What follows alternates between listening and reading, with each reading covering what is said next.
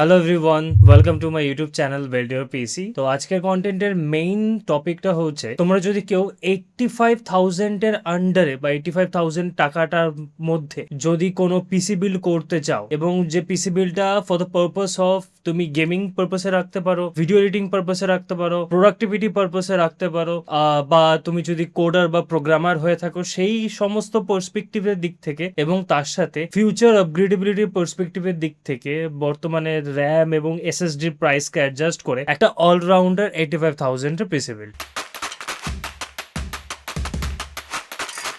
প্রসেসরের ক্ষেত্রে আমরা ইন্টেল আলট্রা সেগমেন্টের সিরিজ 2 সিরিজের মধ্যে ইউজ করতে চলেছি ইন্টেল কোর আলট্রা 5225F। এবার নাও এফ থেকে তোমরা বুঝতে পারছো যে প্রসেসরের মধ্যে কোনো ইন্টিগ্রেটেড জিপিইউ নেই, সো এই প্রসেসরকে ইউজ করে পিসি বিল্ড করলে তোমাকে ডেডিকেটেড জিপিইউ তো লাগবেই। এই কোর আলট্রা 5225F এর মধ্যে তোমরা 10খানা কোর এবং 10খানা থ্রেডস দেখতে পাচ্ছ। এই নতুন জেনারেশনের প্রসেসরের মধ্যে ইন্টেল সেই তথাকথিত হাইপার থ্রেডিং কনসেপ্টকেই তুলে দিয়েছে। যতগুলো কোর্স ঠিক ততগুলো থ্রেডস। 10টা কোরের মধ্যে তুমি 6টা পারফরমেন্স কোর এবং 4টে এফিশিয়েন্ট কোর দেখতে পাবে। 2.7 গিগাহার্টজ থেকে আপ টু 4.9 গিগাহার্টজ পর্যন্ত ম্যাক্সিমাম বুস্ট ফ্রিকোয়েন্সি দেখতে পারে। 20 MB এর ক্যাশ মেমোরি রয়েছে। যদি গেমিং করতে চাও, এডিটিং করতে চাও, তো কোনো ইস্যুস হবে না। দ্য বেস্ট থিং ইজ, এই প্রসেসরের মধ্যে Intel for the first time NPU কে ইন্ট্রোডিউস করেছে। NPU for neural processing unit. এনপিওর কাজ হচ্ছে তোমার কম্পিউটারের যত এআই রিলেটেড ওয়ার্কলোড গুলো, সেগুলো এই প্রসেসর নিজে হ্যান্ডেল করবে। ইন্টেলের এই কোর আলট্রা 5225F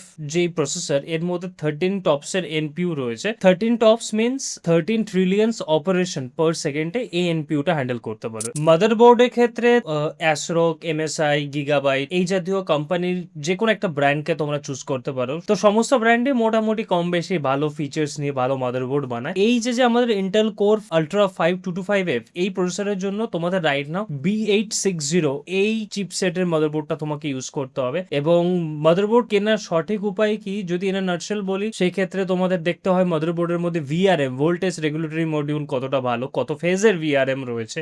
দেন মাদারবোর্ডস এর মধ্যে যে অন্যান্য যে তোমার কানেকশনস গুলো, ফর এক্সাম্পল কত পিসিআই লেন্স রয়েছে, কত তোমার এসএসডি স্লটস অ্যাভেলেবেল রয়েছে, কতগুলো হার্ড ড্রাইভ অ্যাড অন করা যায়, কতগুলো ইউএসবি পোর্টের অ্যাভেলেবিলিটি রয়েছে।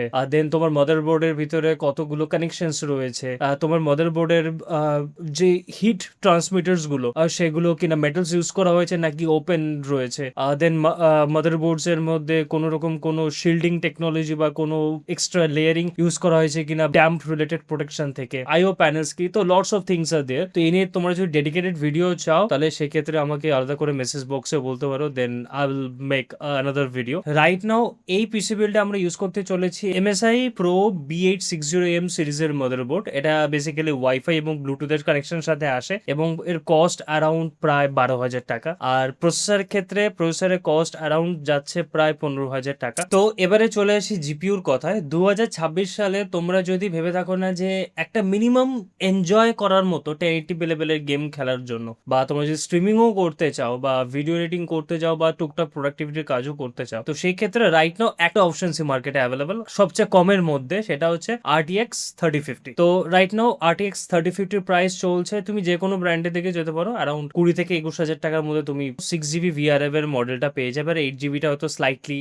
একটু বেশি হাই যাবে। আমার মতে সবচেয়ে বেস্ট চয়েস যেটা হতে পারে RTX 5050 দিকে যেতে পারো। নিউ সিরিজের graphics card comes with lots of new technology, যেমন DLSS 4 পাচ্ছ, তার সাথে frame generation, modern frame generation technology, আরো লটস অফ এনভিডিয়ান টেকনোলজি, লেটেস্ট টেকনোলজি তুমি পাবে। তার সাথে আরেকটা বেস্ট অপশন RTX 5060, কিন্তু সেক্ষেত্রে প্রাইস, গ্রাফিক্স কার্ডের প্রাইস প্রায় 10,000 টাকা বেড়ে যাচ্ছে, অ্যারাউন্ড 31, 32, 36 পর্যন্ত চলে যাচ্ছে। ইন বিটুইন আরো দুটো অপশন আমার মাথায় এসেছে, সেটা হচ্ছে AMD তরফ থেকে এসছে, সেটা হচ্ছে Radeon RX 7600 এবং আরেকটা আছে Radeon RX 9060। তো এবারে চলে আসি র্যামের কথায়। তো ভাই, জবে থেকে এআই বুমটা শুরু হয়েছে, চারিদিকে এআই এর এত ছড়াছড়ি, বেসিক্যালি এটাই কি করেছে, গ্লোবাল র্যাম সাপ্লাইকে ডিপলি ইম্প্যাক্ট করেছে।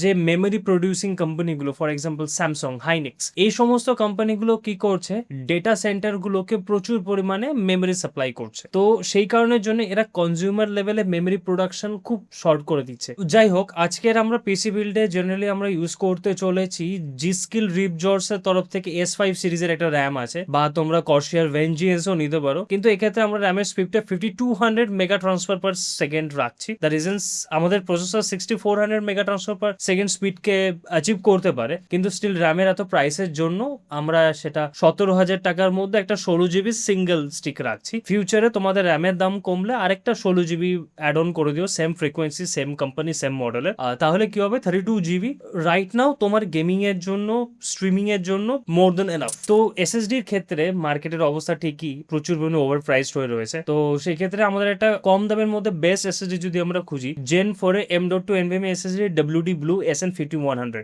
WD Blue সিরিজের এসএসডি গুলো অলওয়েজ বেস্ট হয় কম্পেয়ারিং দেয়ার প্রাইস।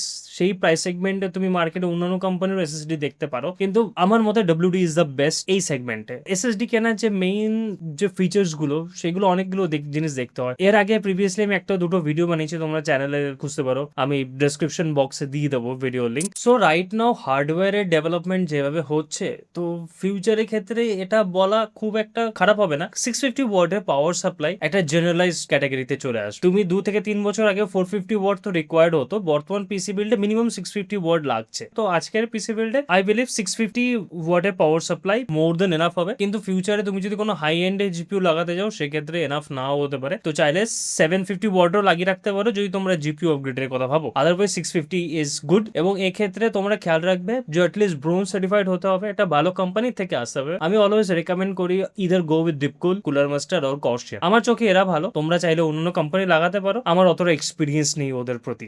আদারওয়াইজ আমি কাউকে খারাপ বলবো না। মোটামুটি ধরে রাখো 5,000 টাকার মধ্যে তোমার 650 ওয়াটের 80+ ব্রোঞ্জ সার্টিফাইড পাওয়ার সাপ্লাই চলে আসে। তো এই তো গেল হচ্ছে টোটাল পিসি বিল্ড। এবারে চলে আসে আমাদের কিছু এক্সট্রা আইটেম, অ্যাক্সেসরিজ, যেগুলো কিনে আমাদের পিসি বিল্ডকে আরো বেটার করবে। কাছে টাকা থাকে অলওয়েজ 2,500 থেকে 3,000 টাকা, তাহলে সেই ক্ষেত্রে তোমরা ভালো একটা আফটার মার্কেট এয়ার কুলার পেয়ে যাবে, ডিপ কুলার পেয়ে যেতে পারো, কুলার মাস্টারে আছে, আরো ভালো ভালো ব্র্যান্ড মার্কেটে রয়েছে। এবং যদি তোমাদের কাছে আরো বেটার অপশন থাকে, মানে 5,000 টাকার মতো বাজেট থাকে, তাহলে সেক্ষেত্রে তোমরা go with liquid cooler, AIO liquid cooler. তো সেক্ষেত্রে মাথায় রেখো যে চিপ কোম্পানির দিকে যেও না, চিপ কোয়ালিটির দিকে যেও না, অলওয়েজ ডিপ কুলের দিকে যাও, কুলার মাস্টারের দিকে যাও, কর্সিয়ারের দিকে যাও। কর্সিয়ার খুব একটা রেনাউন্ড ব্র্যান্ড কুলিং এর জন্য, তাহলে এই সমস্ত জিনিসগুলো মাথায় রেখো। তো এবারে চলে আসি ক্যাবিনেট। এটা তোমাদের নিজস্ব চয়েস, এখানে কিছু বলার নেই। অলওয়েজ খেয়াল রাখবে, তোমরা আমার সাইডে ক্যাবিনেটটা দেখতে পাচ্ছ, অলওয়েজ একটু খেয়াল রেখো যেন সামনে ফ্রন্টে 3টে ফ্যান থাকে, যেটা কিনা কুল এয়ারকে ইনটেক করবে, এবং পেছনে বা উপরে তোমার 2 বা 3টে ফ্যান থাকে, যেটা কিনা ভিতরে যে হট এয়ার সেটাকে এক্সস্ট করে বাড়িয়ে দেবে। এই মেকানিজমকে মাথায় রেখে তোমরা যে কোনো ধরনের ক্যাবিনেটকে ইউজ করতে পারো যার মধ্যে গুড এয়ার ফ্লো রয়েছে। ওকে, মানে ইনটেক এবং আউটটেক প্রপারলি হচ্ছে। তো